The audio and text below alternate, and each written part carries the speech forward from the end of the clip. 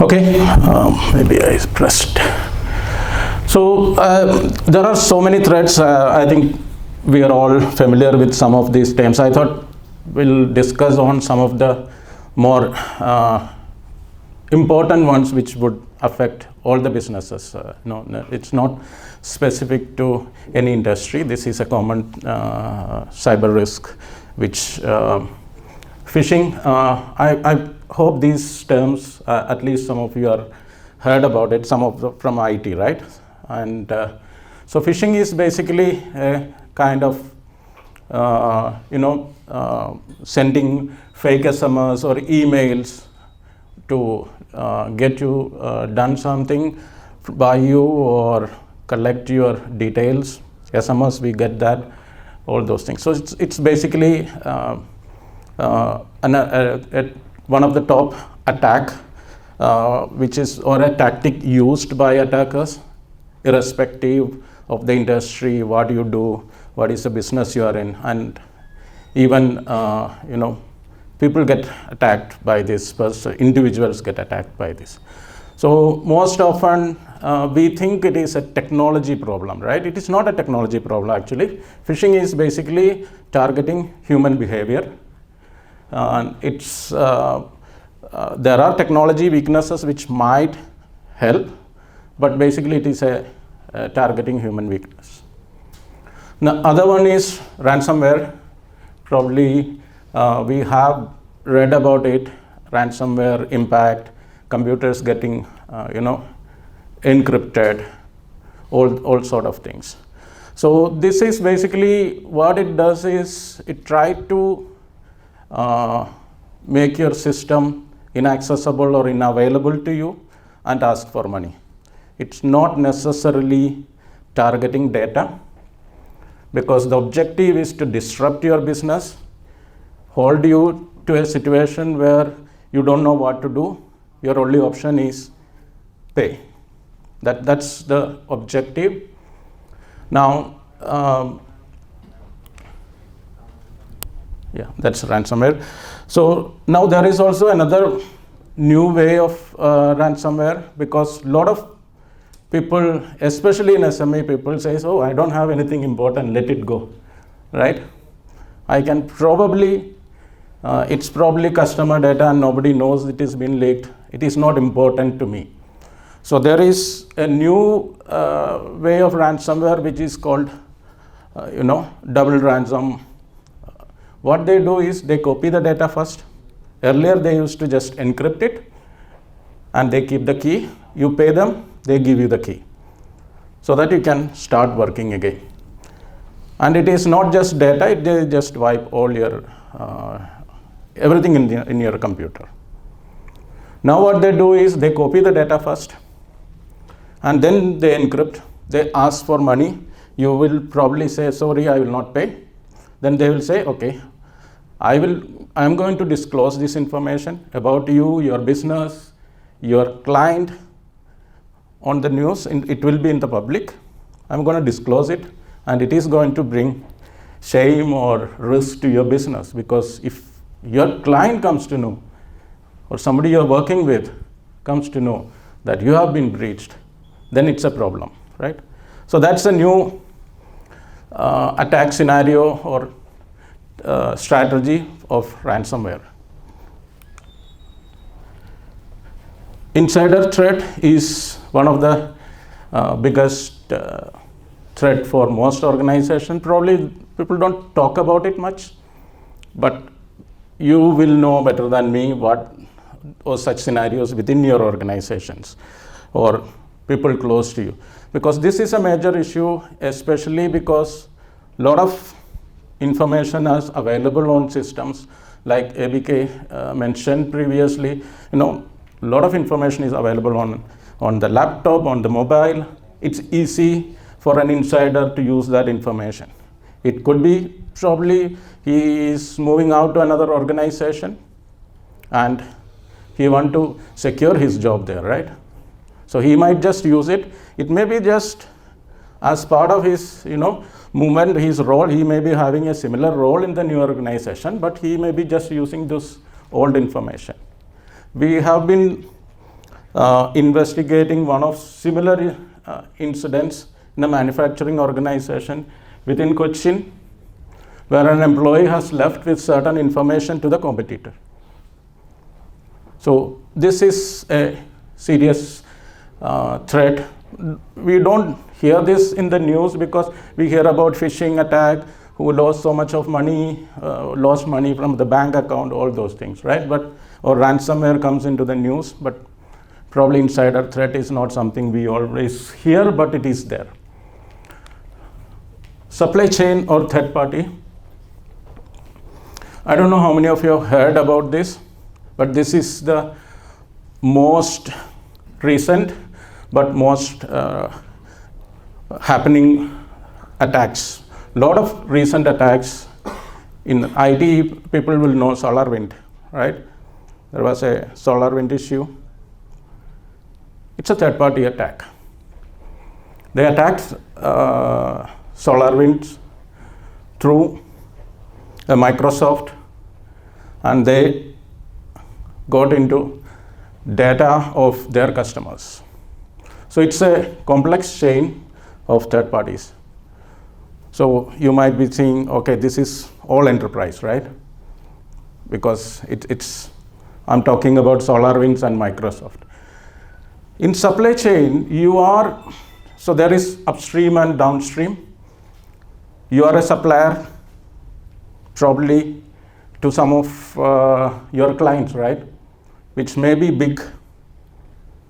And you may have some of the suppliers who may be supplying or providing certain service to you.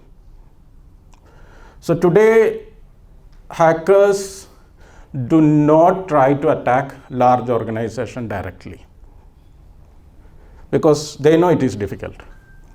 They have invested so much in cybersecurity, their processes are much mature today. So they don't want to actually go and break their head. If there is a stone wall, why should they try to break that when there is easier way? The easier way is the supply chain, which is the downstream. So go to a supplier of the big organization. He may be supplying maybe non-technical or non-critical services, but still he may have some access to that organization. Maybe you can relate to yourself. Are you a supplier? Who is your client? Are they important clients? Are they big brands in the world? Then probably somebody is targeting you. Not to scare, but that could be a scenario. Because that is how the supply chain attacks are being done today.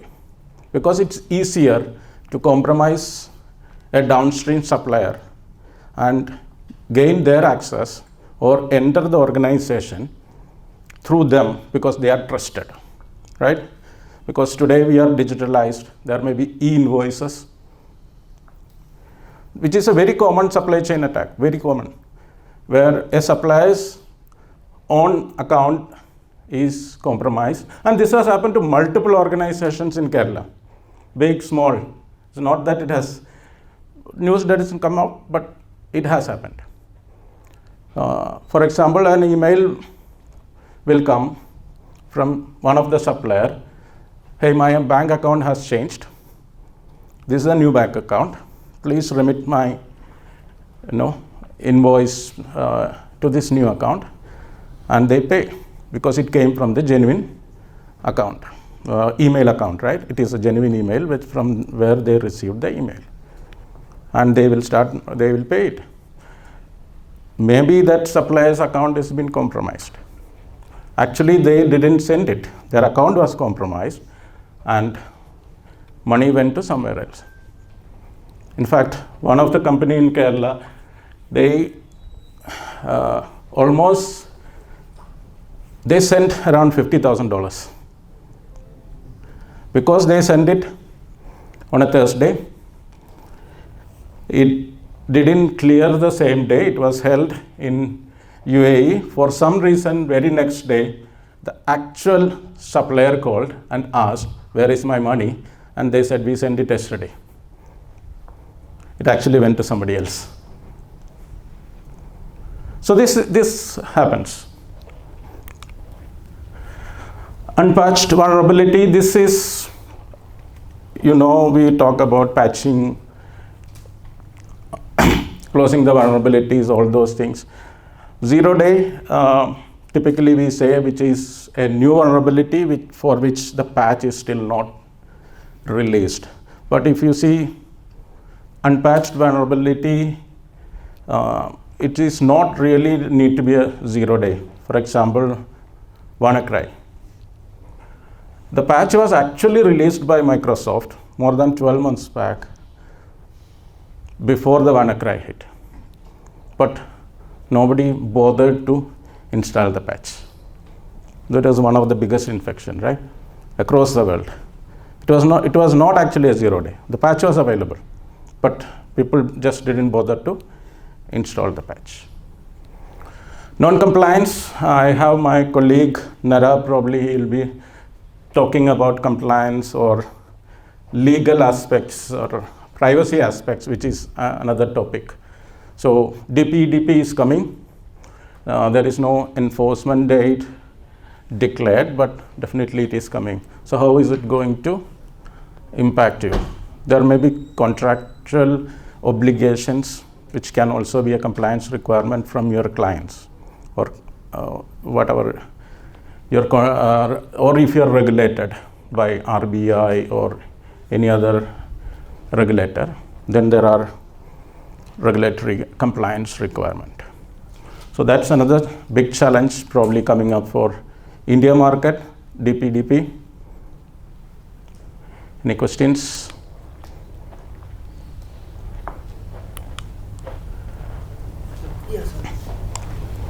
Yes.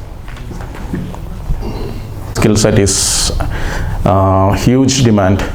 As per ISC score, around 3.4 million is the shortage in cyber skill set globally. So it's huge. So you will not probably even get a cyber guy. But if you have that role combined with another role, IT manager or system admin, which one takes the priority? Right? Somebody says, oh, I cannot access. In fact, this was one of my challenge today morning. I thought we will have a peaceful event, but then my client calls and says they have received complaint from their business. They use a provider for e-invoicing. That email suddenly stopped coming. So the e-invoices are not coming in. So again, ticket raised, issue came to the SOC. SOC analyzed. They said this IP from where the email is coming is been blacklisted. Why it is been blacklisted? Because the system says, email security system says, there is a risk. So the systems guy and business is after the cyber security asking, you whitelist it. So that's the conflict, right? The IT wants systems to work. The business wants systems to work. The IT guy is sitting and saying, sorry, I will not whitelist. There is a bigger risk. If I whitelist a third party who probably is already compromised, that is why they have suddenly went into bad reputation, and you want me to whitelist it, there is a risk. So you need, in every organization, you need this balance. So if you put information security role onto the IT guy, the conflict happens within his head. It doesn't come out in the organization. It doesn't get discussed.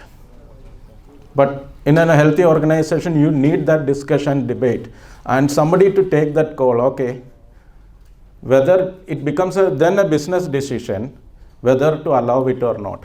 Because somebody is saying there is a business need, there is another person to tell you that there is a risk. So you need one risk guy who talks about risk. If you have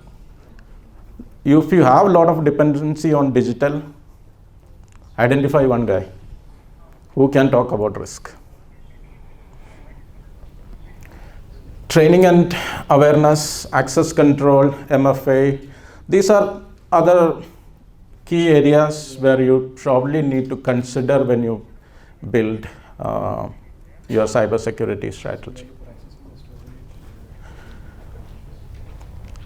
And compliance is again, I think Nara is going to talk about that after the tea break. And probably also look at.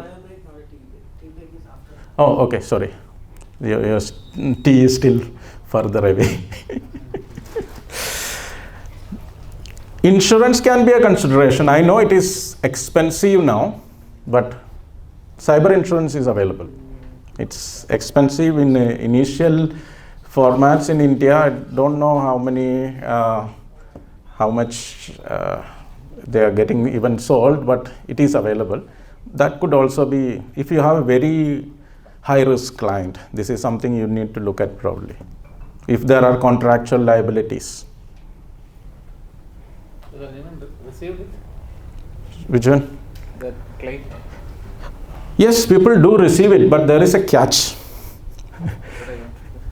The catch is like due diligence. You need to, if they will do their investigation and if they see that you are not doing the due diligence, this is like any motor vehicle or any insurance, right? Their job is to how to not to pay. So they are going to look at your infrastructure and say, oh, this is because you had disregarded the cybersecurity aspect in your organization, and if they are able to prove it, they may have a chance they may not pay you as expected. They can reduce the amount. But it works, I mean, like any other insurance. In US and all, if you see that the scenario has changed where the premium is now decided on your cybersecurity posture. So they use some tools like Srijit was saying about, But if you get cybersecurity insurance, still they have the ability to block it or restrict it. Which one? Cybersecurity. I mean, your payout? Yeah. Yes, because if they can prove that you have neglected, right? Any insurance, your health insurance or life insurance, there are conditions, right? One of the condition is if you have neglected cybersecurity and they prove it, then most cybersecurity clauses, if you see, there will be a clause like this. In US, other markets, what they do is some of the there is a cyber risk rating product. There are multiple products. People use, insurance companies use such product to look at your cybersecurity maturity, and they decide the premium based on that. So it can actually impact your premium itself. Any questions? It's a long list. If there are any questions, I would be happy to. Can you do something more on that secure remote access? Because nowadays most of the BPO business as well as remote support activities are happening. Secure remotely, yeah. Yeah, it's an important aspect because how do you especially if it is a BPO or work from home hybrid scenarios, how do you secure? How do you make sure the secure connectivity to their office? How do you make sure they don't use any other system? How do you make sure your employee is not connecting from their personal device? Data can go that way, right? So the architecture need to be looked at. How to block, what is important for you? How do you restrict them from, using any other device other than your device? How do you make sure they have not tried to fiddle around or removed some application or firewall or antivirus from the machine? So that is one important aspect, securing the endpoint itself. Second is how do they access, what access do they get? The first scenario which I was mentioning, right? The Australian client where there was a ransomware. It was a failure of secure remote access implementation because they got direct access as an administrator once he just log in as a VPN. So do you want to look at that, where you might say, okay, I'm going to set up a separate landing zone for all VPN users, and they probably do not get a direct access, administrative access to my servers. So there may be different scenarios based on the risk you may need to look at. Probably your system admins, they are very critical, right? Your system admin, your account is lost, that's it.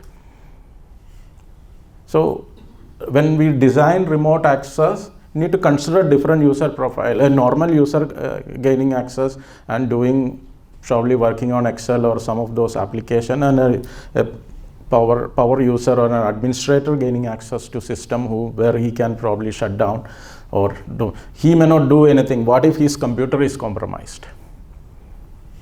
What if his computer has been compromised? He is not aware. His family uses it, his kids uses it, right? Because it's work from home. So a threat can enter that computer and he is not aware. But the moment he connects to network over VPN, the attack can pass because it's a direct access. So do you want to block it? Make it more layered so that doesn't happen. So based on the risk assessment, identifying those critical risks, then you say, okay, my secure remote access I need to work on, or maybe I need some solution there. It may not be required for everybody, right? Some people will say, it's not a requirement for me because I don't have anybody else. Everybody works from home office. Other side is cloud. Now, I have seen we have firewall at office, VPN to connect to office, everything good, remote access, secure, because there is a network admin, he looks after everything. Then the company directly goes to the cloud. Then there is no remote access. Server is already published with a public IP. You will RDP or SSH directly from anywhere because it's cloud. So you have not taken your architecture there. You just went to cloud, left all the architecture and security at on-prem. So even if it is in cloud, look at how do they access. Cloud doesn't mean that everything is public over the internet.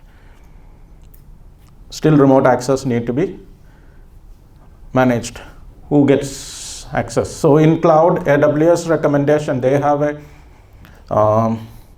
what was that name? Well architecture, which says if it is for server administration, use a jump server. That means nobody can directly access. They have to access a jump server. From there, they will do administration, no direct access. That's the AWS recommendation. Similarly, so you'll have to look at the aspects which is applicable to your business.